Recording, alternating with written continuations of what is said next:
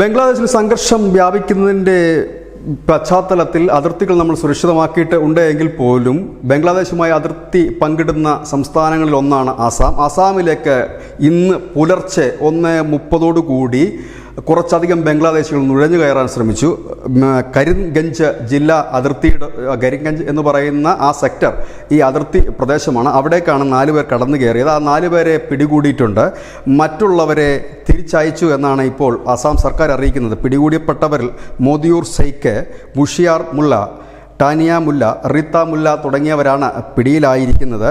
ആസാം വഴിയാണ്. നേരത്തെ തന്നെ ആസാം മുഖ്യമന്ത്രി പറഞ്ഞിരുന്നു തങ്ങൾ കർശനമായ നടപടികളിലേക്ക് നീങ്ങുമെന്ന്. ഈ ബംഗാൾ അതിർത്തിയിൽ തമ്പടിക്കുന്നവരെയും ഇല്ല കടന്നു വരുന്നവരെയും BSF അവരോട് സംസാരിച്ച് പറഞ്ഞയക്കുകയാണെങ്കിൽ ആസാം കുറച്ചുകൂടെ കടുത്ത നടപടികളിലേക്ക് നീങ്ങിയിരിക്കുന്നു.